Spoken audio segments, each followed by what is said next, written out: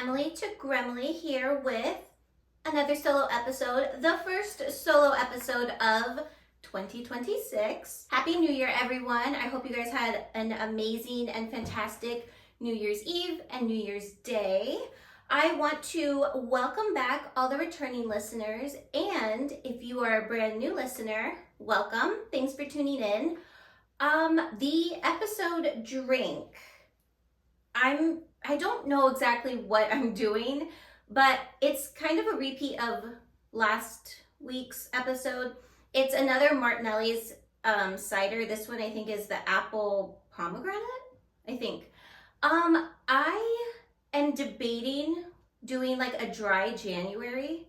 Don't hold me to that because as I say that, I'm like, I'm probably not. But I am kind of flirting with the idea of doing that 75 hard challenge. I might have to tweak it a little bit just to kind of fit my lifestyle a little better. I know the whole purpose of it is to, challenge yourself and create healthy habits, but I might have to tweak it a little bit. Maybe it'll be somewhere in between like 75 hard and 75 medium. I'm researching it, I'm figuring it out. Definitely not going to be starting it like tomorrow, but I will let you guys know if I decide to do that. Also, I thought it'd be really good for my content creation. I could definitely get a lot of content out of doing it. It might be a lot of me complaining because I don't mind eating healthy. I don't mind cutting out alcohol. It's the working out that really is maybe demotivating me. I can work out. It's just I don't like to lift weights and do that kind of stuff, but we shall see. So yeah, episode drink is non-alcoholic again. So because it's the first episode of 2026 and I have noticed I've gotten a real big spike in episode downloads.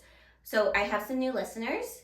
I wanted to kind of do just a mini reintroduction of myself and the podcast in case this is your first time listening or if last week was your first time listening. So yeah, I just really want to kind of reintroduce myself. You can always go back to the previous episodes. The first episode was April 1st, April Fool's Day, which is a little ironic, but you could always go back. Even then though, I don't think I really did a proper introduction because I was so nervous. So let's remedy that situation now. I am Emily. I am 32. I'm 32. I was about to say 31 and I'm like, no, I'm not 31. I'm 32. Ew. I live in Los Angeles, California, born and raised, grew up here my entire life. My birthday's August 2nd of 93. And I am a Leo, which kind of explains why I put my own name in the title of the podcast. And I started this podcast just because I wanted to create a community of people who can just get together, send in their stories of maybe something they did while they were drunk, something stupid. They can gossip, they can ask questions. As of right now, it could totally change in the future, but as of right now, we have 3 different segments of the podcast. We have the original, which started it all, which is Gremlin stories.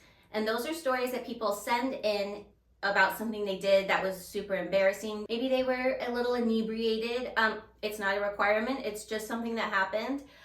People can send in those stories. They'll be read on the podcast. We also have Gremlin guidance where you can send me your questions if you're having a situation in your life that you need advice on, whether it be personal, work-related, relationship-related, just pretty much anything under the sun. I always say I am not a licensed psychologist, psychiatrist.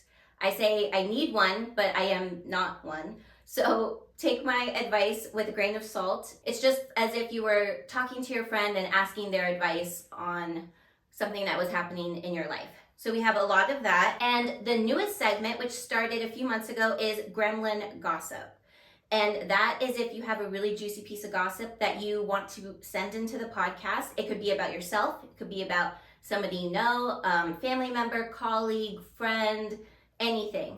And maybe you can't tell anybody else and you can send it in and have it be read on the podcast, and you can just kind of get it out of your system. It was started because I was sent in a piece of mail. I remember the name. It was Joey. Joey sent in what they thought wasn't really a Gremlin story. It kind of became gossip, and I am a nosy Nelly. I absolutely love pretty much to dig in everyone's business. So when I was sent that, I was like, this is a perfect addition to the podcast. So if you have a juicy piece of gossip, you can send that in. It'll be read on the podcast. It's a lot of fun. And if you have any stories, if you need guidance, or if you have gossip, you can email me at emilytogremilypod@gmail.com, or you can message or DM me on Instagram or TikTok, emilytogremilypod on both. So yeah, that's pretty much it. The goal of the podcast is just to bring together all of us. The name of the podcast, Emily to Gremily, really started because I had a friend who said that when I would drink too much, I kind of turned into a gremlin. I mean, I think I'm cute and sweet, but apparently I'm not. And that's off of the movie Gremlins, where they say you can't feed the gremlins after midnight because then they turn all crazy. And that is where I got the name Gremlin, hence why I named the podcast Emily to Gremily. It's just, the transformation that happens when maybe you've had too much of something. It could be anything, honestly. Who knows? So yeah, the goal of the podcast is just to bring everyone together. We can commiserate over the embarrassing things that we've done, whether it be something that happened last weekend, a few years ago, and I have listeners write in about stuff that happened years ago, like back when they were in high school and now they're adults now. So if you have anything like that, make sure to send those in. Also, you can sign your name, or you can write anonymous if you don't want your name read on the podcast. Definitely don't want to blow up anyone's spot here. And yeah, so that's pretty much it. If you have anything, send it in. Always excited to see my inbox fill up with brand new messages. It's one of my favorite things to do, is to just go through my email and pick out ones that are gonna go into the episode. So make sure to send yours in. If you've sent something in and it hasn't been read yet, it might have just kind of got lost in the middle. So just resend it in. That's totally fine. It'll just get pushed back up to the top, and it'll be easier for me to find it. Last week I was talking about resolutions I was gonna make. Still planning on sticking to them. I even might add the 75 hard onto it. I'm not entirely sure. I'm still flirting with the idea, so stand by. I'll let you guys know. But I was doing a few rituals like on New Year's Eve to supposedly bring luck. I don't know. I'm a pretty superstitious person for the most part. I don't know. It's kind of like that Office quote where Michael Scott says he's not superstitious, but he is a little stitious. That's kind of how I feel. Last year I did the eat 12 grapes at midnight, and it's supposed to be for like 12 wishes. But I feel like maybe that one is a little more towards like finding love. And I already have love and a partner, so, and I didn't sit under a table to do it. So we did eat the grapes, but I don't know. But I did hear this year, I mean, it's been a tradition forever, but I personally heard about it this upcoming New Year's, was if you throw lentils over your head at midnight, it's supposed to bring wealth and prosperity. So that's what I did. We went out onto our patio because I didn't want to throw lentils in the house. And at midnight, we just showered and rained ourselves with lentils. They were uncooked, dry lentils. And let's see what happens with this year. Hopefully we have wealth and prosperity and luck.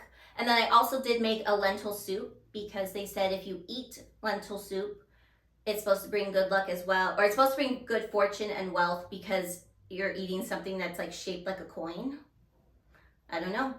I'll let you know if it works or not in a year. We'll see. Also, I kind of have fallen onto this side of TikTok where it's very like witchy related. So it's kind of like coven talk, and totally love that. I am into like, not witchcraft, that makes it sound evil, but just, I love witchy stuff. And I found it was called the 12 Nights of Yule ritual. And it's where you write 13 wishes onto a piece of paper. I did it with notebook paper. I just like cut out 13 strips of paper, and you write down 13 manifestations that you want for this upcoming year, for 2026. You start the first night on December 21st. So you're supposed to fold them all up. You have to fold it 3 ways towards you. So fold it inwards 3 ways towards you. You put it all in a bowl. And then each night, starting December 21st, you pick one out of the bowl. You don't know which one you picked. And you light a white candle and you burn the paper and it goes out into the universe. You do this for 12 nights. And on the 12th night, you burn your last wish and you're left with 1 piece of paper left. All 12 wishes are supposed to go out into the universe. It's supposed to manifest for you. It's supposed to come to you. But the 13th wish, your last piece of paper, you open it, and that is the one you are personally required to commit to, basically. That is your job to make it happen. So my boyfriend and I, we both did this. We didn't tell each other what our wishes were. I wrote my 13 wishes in the notes app of my phone because I didn't want to forget what they were. And I think he did the same. I don't know, I wasn't watching him. And on the 12th night, we each picked out our manifestation, our wish, and read them. I don't know what his was. He doesn't know what mine was. I will say that when I opened my piece of paper, I don't know if I was shocked or what I was left with the hardest one. It was one of the ones I was really hoping were going to go out into the universe and, happen for me. I really left myself with the hardest wish. So I need to make something happen, something really big and really amazing, but it's going to be a hard one to pull off. Maybe not hard, it's just going to take a lot of work. And it's not that I'm allergic to work, it's just I don't exactly know how to make this specific wish happen as of right now. So I really need to almost like teach myself the ins and outs of said wish. But I'm committed. 2026 has to be an amazing year because 2025, it wasn't technically a personally bad year. It was just the climate of like the world and life. It just, it really put a huge damper on the year. So I am committed to making this year positive for myself and in turn positive for others. And that's why I need all you guys to listen to the podcast, watch the podcast, download the podcast. So that is my goal of 2026. Help myself so I can help everybody else. Let's see what happens. So for the rest of the episode, I wanted to pull submissions for each one of the segments. So we have 1 gremlin story, 1 gremlin guidance, and 1 piece of gremlin gossip. So let's start with gremlin stories. The first submission is from Alexa. Alexa said, I was listening to the podcast while I was doing my hair and makeup for New Year's Eve, and a comment you made ended up getting stuck in my drunk mind. I was on vacation in the Caribbean. Is it like tomato? I don't know. Okay. I was on vacation in the Caribbean, so we were going to a beach party to ring in the new year. My girlfriends and I were definitely ready to party, so the shots and drinks were flowing, all capital letters. We rang in the new year, complete with sparklers, fireworks, and more drinks. I don't remember leaving the party and going back to my hotel, but the next morning I wake up feeling like absolute dog shit, and my friend's asking me, do you remember what you were saying last night? I was apparently running up to every man wearing sandals and pointing at their feet saying, yuck. My friends were confused on why I was suddenly obsessed with men's feet, and my only response was, I'm just a gremlin. I turned them onto your podcast, so expect more downloads from my group of girls. Also, I'm writing this at the airport and still have a hangover. Won't be drinking anytime soon, but I'll be cheering on your cocktail of the week. Signed, Alexa. Okay. So was it last episode? No, it was 2 episodes ago. I was asked what my icks are, whether it be, I guess, in life or men. I don't know. I said men's feet. I don't like to see men's feet. I know they're there, but I don't need to see them with my own eyes. I was saying that because I live in Los Angeles and it's usually sunny. Actually, this past week or 2, it hasn't been sunny and it's been raining. So, everyone's in a tizzy. But because I live in LA, there's a lot of guys who wear sandals or flip-flops or even the worst, the Birkenstocks, and I can see their feet and I can see their toes, and it's just, ugh, like, I don't want to see it. And I said that was an ick, and I love, Alexa, that you turned it into a yuck. And I hate, you know what I really hate?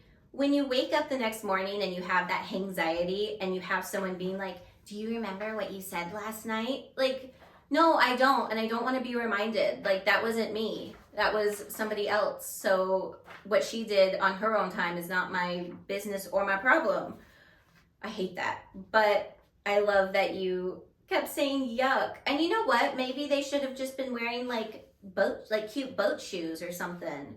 I know they're in the sand, but like, I don't know. I probably shouldn't shame men for having feet. Whatever. I don't know. But Alexa, love you. Thank you for turning your girlfriends onto the podcast. You guys know I love to look at my analytics and love to see new countries pop up. I can see what cities pop up in each country too. That might sound a little creepy, but it's not. It's not like I can see your location. I just know, like, I can see Los Angeles, you know, Brooklyn, New York, Dallas, Texas, and all that. And then I can see cities in other countries. So I love getting to see my analytics and see more downloads pop up and more countries and more cities. And it's super diverse. And I absolutely love that. So thank you for turning them onto the podcast. You still have a hangover. Yeah, I'm sure. See that I used to be able to drink much more binge-like, I suppose, when I was younger, but the hangovers nowadays, they hit different, and it makes you really question whether or not you want to be alive anymore sometimes. I haven't had that bad of a hangover in a while. I think the last time I had a really bad hangover, actually, okay, it wasn't that long ago. It was when I had Jay on the podcast and we were drinking straight out of the Tito's bottle on camera while we were recording. That was a special time, and I felt horrible for like 2 days. And you said, won't be drinking again anytime soon, but I'll be cheering on your cocktail of the week. I don't have a cocktail this week, so you can join me in having Martinelli's. And next week, I'll let you guys know if I'm going to do Dry January or 75 Hard, or if I'll be back on my same old shit and you'll see me with a martini or something. We'll see. But Alexa, thank you for your submission. Absolutely loved it. Okay, the next one is going to be a Gremlin guidance, and it is from Anonymous. Anonymous says, I'm curious on how you would approach this dilemma. I'm a 34-year-old female married to my amazing husband of 4 years this April. Congratulations. While visiting my in-laws over the holiday, his family kept constantly asking us when we would finally have a baby. His mother in particular kept saying, quote, so when are you two going to give me a grandchild? This is where my issue is. We are trying for kids, but have recently found out that due to fertility issues, it is possible our only chance to conceive a child is through IVF. I am not ready to discuss this with anyone, including his family, but every time they ask, I'm lost on what I can say. How would you navigate this dilemma? Love, a hopeful one-day mother. Okay. I absolutely loathe this question. I hate being asked, when are you gonna have a baby? Like, if I wanted to be kind of mean about it, I could say it's none of your goddamn business. I don't say that, but sometimes I want to.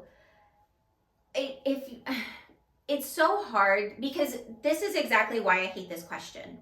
You don't know the ins and outs of someone's everyday life and their personal life and possibly a struggle that they might be going through. So asking this question, you're pretty much assuming that these are two healthy people that want to have a child.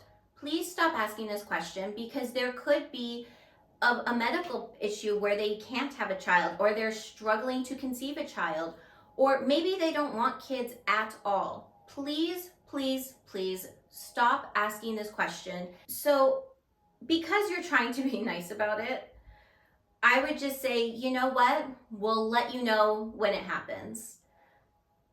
Maybe there's a nicer way to say this. I don't know. I'm honestly personally triggered by this question. It's It's one of my least favorite things. It makes me squirm when I'm asked this, and I've been asked this before, and I'm sure I'll be asked this again in the future. But because you are dealing with a very sensitive topic, and I'm sure when you're asked this question, it hurts, and it hurts your feelings, and it's definitely not their intention to hurt your feelings in asking the question. I'm sure they're just very excited for a new addition to the family. So I would just say, you know what? We'll let you know when it happens. Stay tuned. And when you're ready to talk about the struggles that you're having, then maybe you can go into a more in-depth discussion about what exactly you're struggling with, the process that you are now having to go through, whatever it may be. Or if you decide you don't want to tell anyone about this, that's fine. Your family isn't owed an explanation. You know, this is a private matter between yourself and your husband. So it can stay that way. And if other people keep pressing about it, just be like, you know what? I'm kind of uncomfortable with the question. When we're pregnant, we'll let you know. Plain and simple. You could just kind of nip it in the bud right there. It's a hard question to navigate. It's one of my least favorite. But please, please, please stop asking women when they are going to finally, quote unquote, finally have a baby. Please stop asking it. It is not your business. And if they wanted to tell you, they would tell you and include you in the conversation.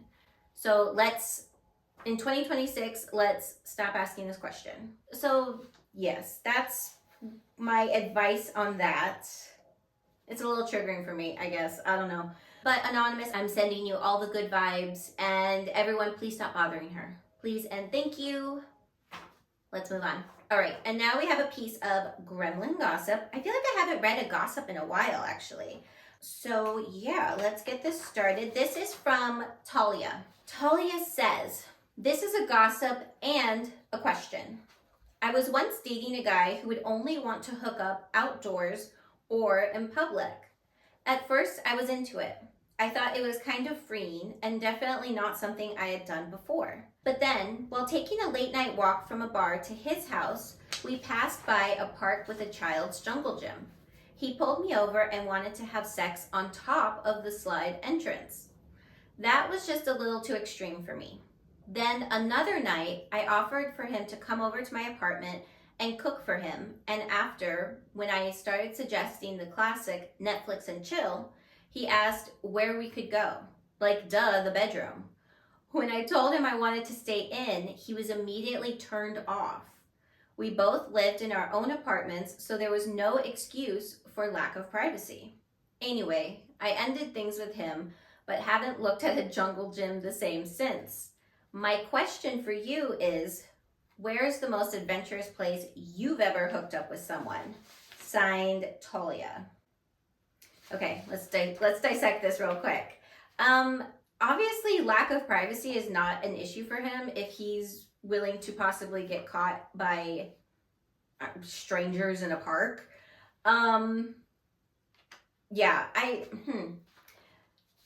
Interesting. Yeah, I wonder what his deal is. Like, he's just an exhibitionist, I guess, right? The most adventurous place I've hooked up, I was trying to think about this. And the only thing I could think of was, and it kind of bummed me out to think about it. It was a movie theater, and I was like younger, on the younger side, not like young, but younger than I am right now.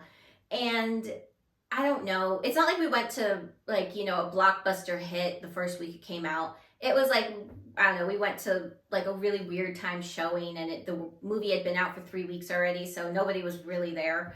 But I did end up finding out years later that apparently, I don't know if this is true. See, this is why I'm like, about it.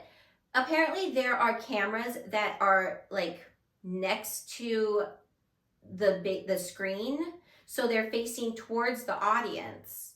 And if that's true, that really bums me out. Like, I'm bumming hard over that. I hope that was just a rumor that I heard, and then like maybe it was said at one point to like discourage people from doing that. I don't know. Definitely haven't done it since, that's for sure. So yeah, guys, let me know if that's an actual thing. Actually, don't. I don't know. That sucks if that's true, because like, does that mean there's like a recording of it somewhere? I don't know. Yeah, I guess movie theater would maybe be my most adventurous place, I think. I don't know.